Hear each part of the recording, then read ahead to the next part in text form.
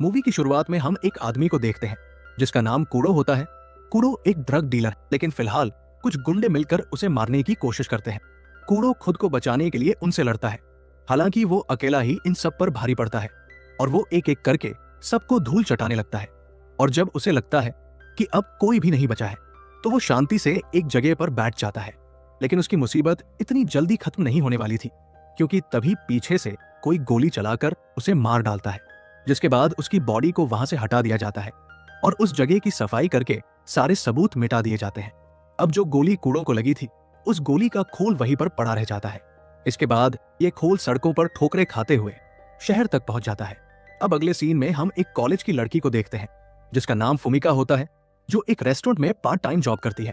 असल में वो एक इन्फ्लुएंसर बनना चाहती है और इसके लिए वो कताइमा नाम के एक सोशल मीडिया स्टार से मिलने जाती है। फुमिका उसे बताती है कि वो भी उसी की तरह कंटेंट क्रिएटर बनना चाहती है, लेकिन कताइमा उसकी बातें अवॉइड करता है और उसे भी ड्रिंक करने के लिए कहता है, क्योंकि वो फुमिका के साथ गलत करना चाहता है। लेकिन फुमिका ड्रिंक करने से मना कर देती है। ये देखकर कताइमा को फुमिका पर गुस्सा आ जाता है, इसलिए वो और ज्यादा ड्रिंक करने लगता है। अब फुमिका उसे अकेला छोड़कर वहां से आ जाती है और अपने घर जाने लगती है। लेकिन तभी वो सीढ़ियों पर गिर जाती है और उसे अपने सामने एक बुलेट का खोल दिखता है। फुमिका बिना सोचे समझे उसे उठा लेती है। अब जैसे ही वो उस खोल को टच करती है तो उसे इस खोल से जुड़े विजन दिखाई देने लगते हैं। दरअसल ये खोल वही है जिससे कूड़ो की जान गई थी। अब फुमिका इस खोल को अपने बैग में रखकर घर की तरफ जाने लगती है। जब वो अपने अपार्टमेंट के पास आती है तो उसकी फ्रेंड माहो अपार्टमेंट के बाहर खड़ी होती है। माहो उसे बताती है कि वो आज अपने घर नहीं जाना चाहती, तो क्या वो उसके घर पर रह सकती है। ये सुनकर फुमिका उसे घर के अंदर ले आती है। फुमिका उसके चेहरे की चोट को देखकर कहने लगती है कि तुम उससे ब्रेकअप क्यों नहीं कर लेती। इस पर माहो कोई जवाब नहीं देती। अब फुमिका देखती है कि दरवाजे के पास कोई आदमी खड़ा है जो बुरी तरह से घायल है, जिसे देखकर वो चौंक जाती है। अब माहो उसे पूछती है, क्या हुआ, तुम इतना क्यों घबरा रही हो। इस पर फुमिका उसे बताती है कि देखो हमारे सामने एक आदमी खड़ा है। ये देखकर माहो कहती है कि सामने तो कोई भी नहीं है। अब फुमिका उस आदमी की तरफ कुछ फेंकती है जो उसके आर पार निकल जाता है। ये देखते ही फुमिका भूत भूत चिल्लाने लगती है। अब माहो भी उसे देखकर थोड़ा घबरा जाती है, इसलिए वो उसे शांत करने की कोशिश करती है। और जब वो आदमी वहां से गायब हो जाता है तब जाकर फुमिका की सांस में सांस आती है। अब कुछ देर बाद माहो के पास एक मैसेज आता है जिसे देखकर वो कहती है कि मुझे जाना होगा। ऐसा कहकर वो वहां से चली जाती है।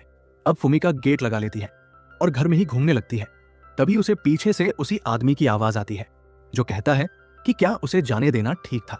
यह आवाज सुनकर फुमिका बुरी तरह से सहम जाती है और डर के मारे कोने में सिमट जाती है। इसके बाद वो कहती है कि तुम कौन हो और मेरे घर में कैसे घुसे। इस पर वो आदमी कोई जवाब नहीं देता। अब फुमिका इतनी ज्यादा डरी हुई थी कि वो अपना ही घर छोड़कर भाग जाती है। लेकिन एक बार फिर वो भूत उसके सामने आ जाता है। फुमिका उससे कहती है कि तुम मेरा पीछा क्यों कर रहे हो, मैंने क्या बिगाड़ा है तुम्हारा। ऐसा कहकर वो फिर से भाग जाती है। इसके बाद जब वो थोड़ा दूर आ जाती है तो वो देखती है कि उसकी फ्रेंड माहो अपने बॉयफ्रेंड के साथ है और उसका बॉयफ्रेंड उसे टॉर्चर कर रहा है। ये देखकर फुमिका को काफी गुस्सा आता है, इसलिए वो उन दोनों के पास चली जाती है। फुमिका उस लड़के से कहती है कि तुम मेरी दोस्त से दूर रहो। इस पर वो कहता है कि ये हमारा आपसी मामला है, तुम इससे दूर रहो। ऐसा कहकर वो माहो को अपने साथ ले जाता है। माहो भी उसकी बात का विरोध नहीं करती और उसके साथ चली जाती है। फुमिका चुपचाप वही खड़ी रहती है। तभी वो भूत भी वहां आ जाता है और वो फुमिका से कहता है कि अगर तुम मुझे अपनी बॉडी का कंट्रोल दोगी तो मैं इस आदमी को अच्छे से मजा चखा सकता हूँ, जिसके बाद ये आदमी कभी भी तुम्हारी फ्रेंड को परेशान नहीं करेगा। अब जब फुमिका ये बात सुनती है तो वो ना चाहते हुए भी अपनी बॉडी का कंट्रोल भूत को दे देती है, क्योंकि वो भी अपनी दोस्त के बॉयफ्रेंड को सबक सिखाना चाहती थी। अब भूत फुमिका की बॉडी में घुस जाता है और अब फाइनली फुमिका किसी गुंडे की तरह उस लड़के को मारने लगती है। वो एक के बाद एक जोरदार पंच मारकर उस लड़के की हालत खराब कर देती है, जिसके बाद वो भूत भी उसकी बॉडी से बाहर निकल जाता है। लेकिन तभी माहो का बॉयफ्रेंड फिर से खड़ा होकर फुमिका पर अटैक कर देता है और उसका गला दबाकर मारने की कोशिश करता है। अब भूत फिर से फुमिका की बॉडी में जाने की कोशिश करता है, लेकिन वो नहीं जा पा रहा था। तभी माहो एक पत्थर से अपने बॉयफ्रेंड के सर पर मारती है, जिसकी वजह से फुमिका की जान बच जाती है। इसके बाद वो दोनों खुद को संभालती है और घर की तरफ जाने लगती है। अब घर जाने से पहले वो दोनों एक रेस्टोरेंट में जाते हैं, जहां फुमिका माहो को भूत के बारे में सब कुछ बता देती है। इसके बाद वो कहती है कि मेरे अलावा और कोई भी इस भूत को नहीं देख सकता। ये सुनकर पहले तो माहो डर जाती है, लेकिन बाद में खुद को हिम्मत देते हुए फुमिका से पूछती है कि जो फाइट तुमने अभी की, क्या वो फाइट भी भूत की वजह से हुई थी। इस पर फुमिका हमें जवाब देते हुए बताती है कि वो मेरी बॉडी को कंट्रोल कर सकता है, तभी फुमिका अपने हाथ को देखती है और भूत पर चिल्लाती है कि देखो तुमने क्या किया। इसके बाद वो नेट पर सर्च करती है भूतों से पीछा कैसे छुड़ाएं। तभी वो तुरंत नमक की बोतल उठाकर जहां पर भूत बैठा होता है वहां पर गिराने लगती है। अब माहो उसे ऐसा करने से रोकती है क्योंकि सब लोग उसे ही देख रहे थे। वो उससे कहती है कि चुपचाप बैठी रहो क्योंकि आसपास के लोग तुम्हें पागल समझ रहे हैं। अब वो भूत कहता है कि एक तो मैंने तुम्हारी हेल्प की और तुम उल्टा मुझ पर ही गुस्सा कर रही हो। इस पर फुमिका कहती है तो फिर यहां से चले जाओ। इस पर भूत कहता है कि ये मेरे बस में नहीं है। इसके बाद वो आगे कहता है कि तुम्हें याद है जो गोली का खोल तुमने उठाया था, शायद उसी गोली से मेरी मौत हुई है। ये सुनकर फुमिका जल्दी से उस खोल को अपनी पॉकेट से निकालती है और फेंक देती है।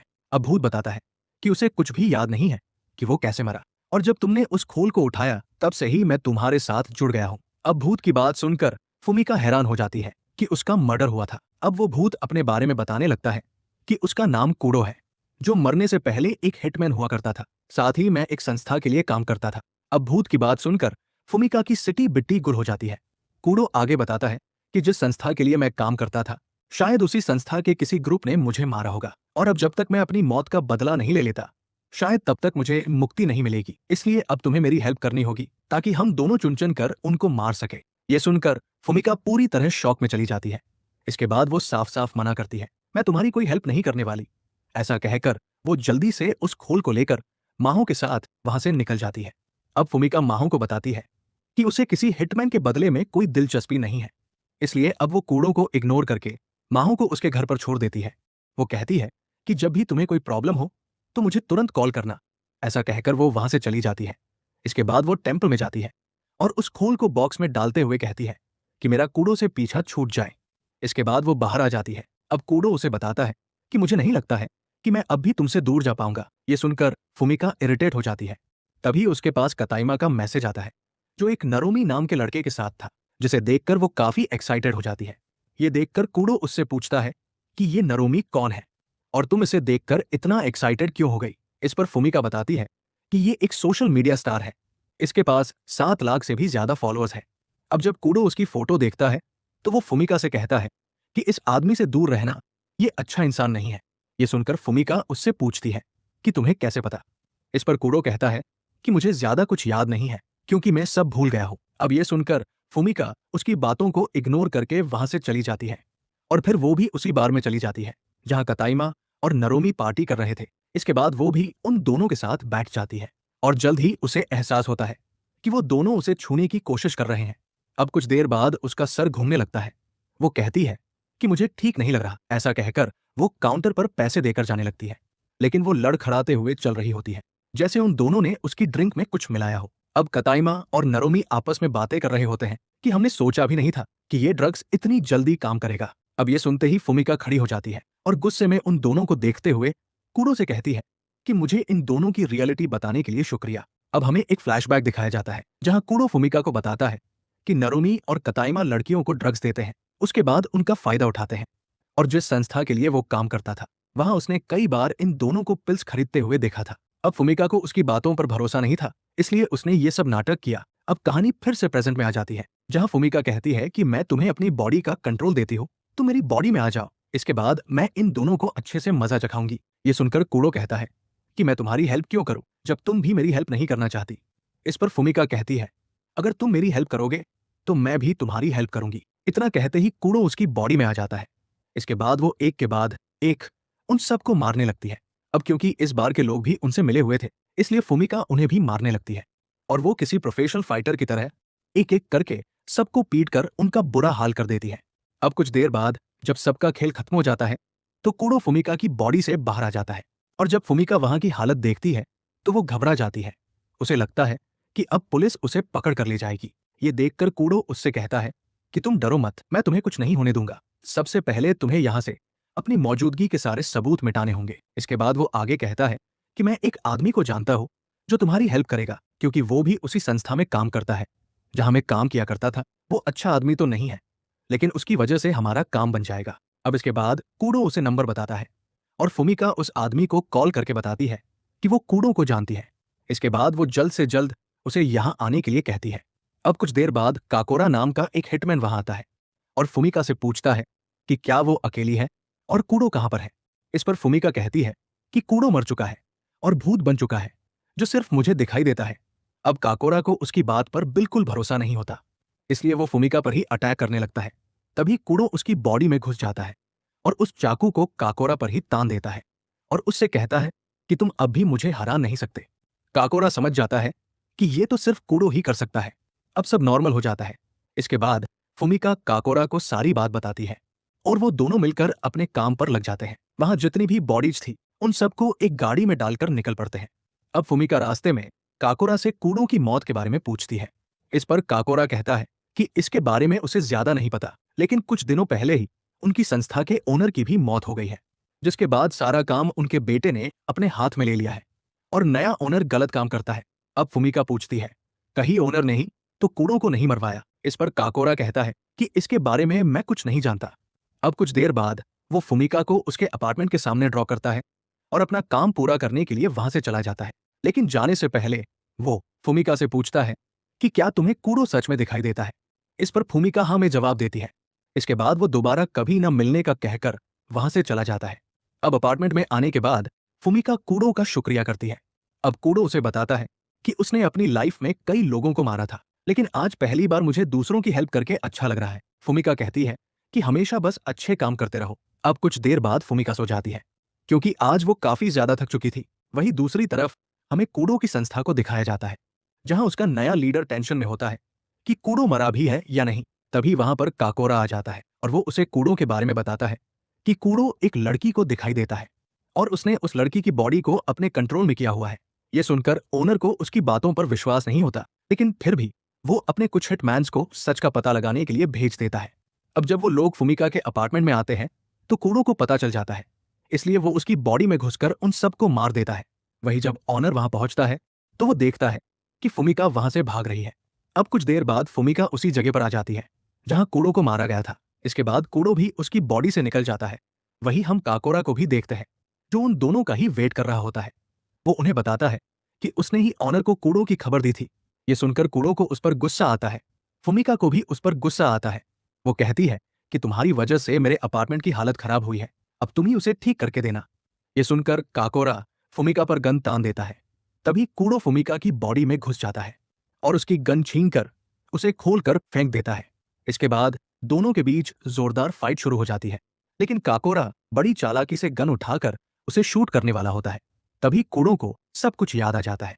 अब काकोरा उसे बताता है कि हाँ, मैंने ही तुम्हें मारा था। ये सुनकर कूड़ो पूछता है, तुमने ऐसा क्यों किया? इस पर काकोरा कहता है कि जब नया ओनर बना तो हम लोग उसके खिलाफ थे, लेकिन बाद में तुमने बिना बताए अपनी जॉब छोड़ दी, जिसके बाद ऑनर के लिए हमारे मन में विद्रोह की आग कम हो गई और बाद में ओनर ने तुम्हें मारने के ऑर्डर्स दे दिए और ना चाहते हुए भी मुझे तुम्हें मारना पड़ा, क्योंकि अगर मैं तुम्हें नहीं मारता तो कोई और तुम्हें मार देता, साथ ही वो लोग मुझे भी मार देते। अब काकोरा की बात सुनकर कूड़ो को याद आता है कि जब काकोरा उसे मारने आया था तो उसने भागने का मौका दिया था, पर कूड़ो अपनी लाइफ से तंग आ चुका था और उसी ने काकोरा को उसे मार देने के लिए कहा था। अब कूड़ो की बात सुनकर काकोरा रोने लग जाता है क्योंकि वो भी अपनी लाइफ से तंग आ चुका है। अब काकोरा कहता है कि तुम्हें यहाँ से भाग जाना चाहिए क्योंकि वो लोग तुम्हें जान से मार देंगे। इस पर फुमिका कहती है कि क्यों ना हम दोनों मिलकर ऑनर को खत्म कर दे, इससे ना तुम्हें कोई खतरा होगा और ना मुझे, साथ ही शहर के सारे गलत काम भी बंद हो जाएंगे। इस पर काकोरा मना कर देता है।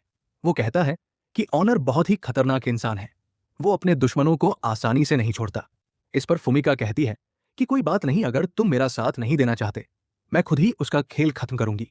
ऐसा कहकर वो कूड़ो के साथ वहां से चली जाती है। वहीं कुछ देर बाद काकोरा अपनी कार लेकर उनके सामने आ जाता है और कहता है कि चलो बुराई को खत्म करते हैं। अब अगले सीन में वो तीनों संस्था के पास आ जाते हैं।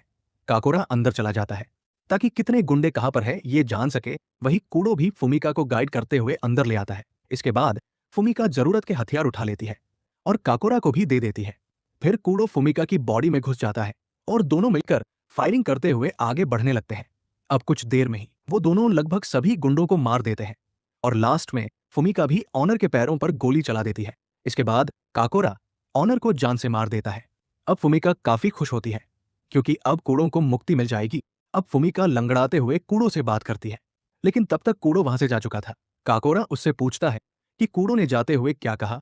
इस पर फुमिका कहती है वो यहां नहीं है, शायद वो चला गया। अब वो दोनों बाहर आ जाते हैं। काकोरा उससे कहता है कि तुम्हारे अपार्टमेंट का जो भी खर्चा होगा वो मैं दे दूंगा, बस अपना ध्यान रखना। इसके बाद वो दोनों अपने घर की तरफ चले जाते हैं। अब हमें कुछ दिनों बाद की कहानी दिखाई जाती है, जहां फूमिका को सीढ़ियों पर फिर से गोली का खोल मिलता है। इस बार फूमिका उसे मुस्कुराते हुए अपने पास रख लेती है, इस उम्मीद से कि वो दोबारा कूड़ो से मिल पाएगी। और इसी के साथ हमारी ये मूवी यहीं पर खत्म हो जाती है। उम्मीद है दोस्तों आपको ये मूवी पसंद आई होगी। मिलते हैं अगली वीडियो में। राधे राधे।